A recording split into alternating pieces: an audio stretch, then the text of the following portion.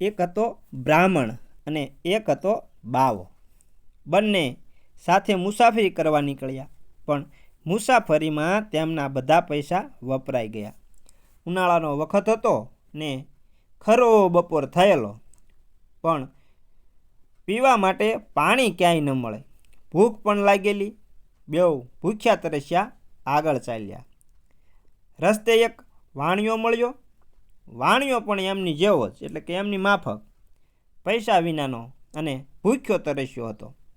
ત્રણેય જણાએ નક્કી કર્યું કે આપણી પાસે પૈસા તો નથી અને ભૂખ્યા રહેવાતું નથી, તો ચાલો સાથે મળીને ગમે તે તરકટ કરીએ, એટલે કંઈક આઈડિયા કરીએ અને કંઈક ખાવા પીવાનું શોધીએ.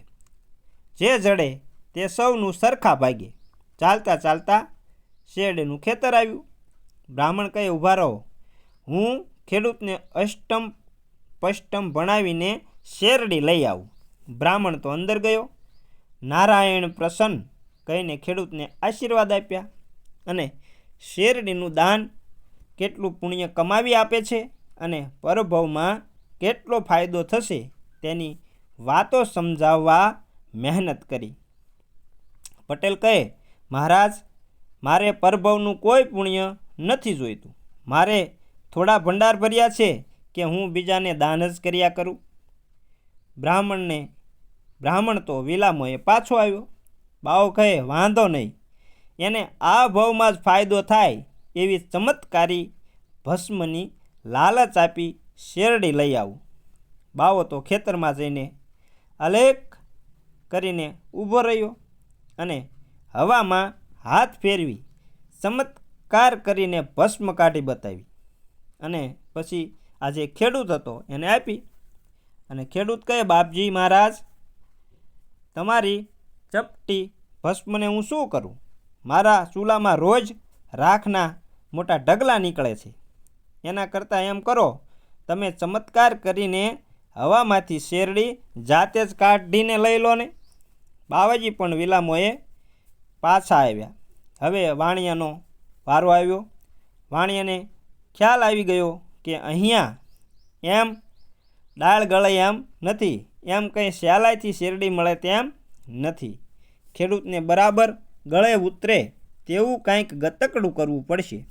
વાણિયાએ રોફભેર ખેતરમાં જઈ ખેડૂતને કહ્યું, કાં પટેલ, આ શેરડી એમને એમ રાખવી છે કે ગોળ બનાવી વેચવો છે? પટેલ કહે, આવો આવો શેઠ, શેરડી એમને એમ થોડી રાખવાની હોય. ગોળ લેવો હોય તો બોલો, કેટલા ગોળનો ખપ છે, એટલે કે કેટલો ગોળ જોઈએ છે? તો વાણિયો કહે, આમ તો 100 મણ જોઈએ છે, પણ ભાવ પોસાય એવો હોય તો બીજા 50 મણ પણ લઈ લઉં ખરો. પટેલ કહે, એમ બોલો ને, ચાલો કરીએ ભાવતાલ નક્કી. પટેલ અને શેઠે તો વાતચીત કરી ભાવતાલ ઠેરાવ્યો અને ગોળ તોડવાનો દિવસ પણ નક્કી કર્યો. એટલે ગોળ તોડવાનો દિવસ પણ એમને નક્કી કરી નાખ્યો. બધું કર્યા પછી વાણીએ રજા લીધી, પણ થોડુંક ચાલીને પાછો ફર્યો અને કહે, અરે પટેલ, આ તમારી શેરડીના રૂપરંગ જોઈને મેં સોદો તો નક્કી કરી નાખ્યો, પણ શેરડીનો સ્વાદ કે મીઠાશ તો જોયા નથી. શેરડી બરાબર મીઠી નહીં હોય તો ગોળમાં સ્વાદ ક્યાંથી આવશે? આવું વાણિયો પટેલને કહેવા લાગ્યો. પટેલ કહે, એવું તે કંઈ હોય? મારી શેરડી તો આખા પંથકમાં વખણાય છે. આ થોડાક સાંઠા લઈ જાઓ અને ખાઈજો, એટલે તમને ખાતરી થઈ જશે કે પટેલે તો ખેતરમાં જઈને સારા મજાના 20 સાંઠા પસંદ કરી વાઢીને વાણિયાને આપ્યા. વાણિયો મનમાં મલકાતો સાંઠા લઈને બહાર આવ્યો. પછી તો ભાગ પાડવાનું આવ્યું. શરત પ્રમાણે સૌના સરખા ભાગ પાડવાના હતા, પણ વાણિયો બરાબર પાકો હતો. મનમાં કહે, આ શેરડી મારી ચાલાકીને હોશિયારીથી મળે છે. તમે લોકોએ તો કંઈ કર્યું નથી, તો ખરો ફાયદો તો મને જ થવો જોઈએ ને. હું થોડો મૂર્ખ છું કે હું માથાફોડ કરું ને ભાગીદારોને મફતમાં તાગડધીન ના કરવા દઉં. વિચાર કરવાનો ડોળ કરી વાણિયો કહે, જુઓ ભાઈ, શાસ્ત્રમાં કહ્યું છે કે અગ્રે અગ્રે વિપ્રમ એટલે સૌથી આગળ, વિપ્ર એટલે બ્રાહ્મણ, માટે આપણે બ્રાહ્મણને આગળનો ભાગ આપવો જોઈએ. એમ કહી 20 હાંઠાના ઉપલા ભાગ કાપી અને બ્રાહ્મણને આપ્યા. બ્રાહ્મણે તો રાજી થઈને પોતાનો ભાગ લઈ લીધો. પછી કહે, નંદ સો કંદ. નંદ એટલે વાણિયો. વાણિયાને તો વચલો ભાગ આપવાનું શાસ્ત્રમાં કહ્યું છે. એમ કહી બધી શેરડીના વચલા કટકા પોતે કાપી અને લઈ લીધા. પછી તો બાકી થળિયાના ભાગ રહ્યા એટલે કહે, દાઢી સો ભોથા. આવું વાણિયો બાવાજીને કહેવા લાગ્યો.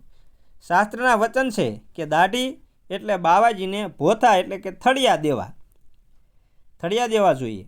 બાવાજીએ પણ રાજીના રેડ થઈ પોતાનો ભાગ લઈ લીધો અને આવી રીતે વાણિયાએ આમ તો સરખા ભાગ કરીને પોતે બરાબર વહેંચણી કરી છે એવો દેખાવ કર્યો અને બ્રાહ્મણ તથા બાવાજીને રાજી પણ રાખ્યા. પણ શેરડીનો સૌથી સારો અને વધુ રસવાળો ભાગ પોતે પચાવી પાડ્યો એટલે ગુપચાવી લીધો. પછી ત્રણેય ભાગીદારો રાજી ખુશીથી છૂટા પડી સૌને રસ્તે ગયા. મિત્રો, આમ વાણિયાએ પોતાની ચતુરાઈ વાપરી અને પટેલ પાસેથી શેરડી પડાવી લીધી અને એના ભાગીદારને ભાગ પણ આપ્યો. સારો ભાગ એને રાખ્યો અને ઠૂઠા અને પાંદડા બંનેને આપી દીધા. મિત્રો, આમ અમારી વાર્તા સારી લાગી હોય તો ચેનલને લાઈક અને શેર કરજો અને કોમેન્ટમાં જય માતાજી લખવાનું ભૂલતા નહીં. અને જો ચેનલ પર નવા હોય તો હું તમને એક વિનંતી કરું છું, એક અનુરોધ કરું છું કે અમારી ચેનલને સબસ્ક્રાઈબ જરૂરથી કરી લેજો અને સાથે સાથે બેલ આઇકનને પણ દબાવી દેજો, જેથી કરી અમારી વાર્તાનું નોટિફિકેશન સૌથી પહેલાં તમને મળે અને તમને અમે આવી નવી અને રસપ્રદ વાર્તાઓ પીરસતા રહીએ. રસપ્રદ ચતુરાઈની વાર્તાઓ, મોટિવેશન વાર્તાઓ, બોધકથાની વાર્તાઓ તમને પીરસતા રહીએ અને તમને આનંદ કરાવતા રહીએ. આખો વિડીયો જોવા બદલ તમારો ખૂબ ખૂબ આભાર. તમને ખૂબ ખૂબ અભિનંદન. સપોર્ટ કરવા બદલ તમારો ખૂબ ખૂબ આભાર. જય માતાજી મિત્રો.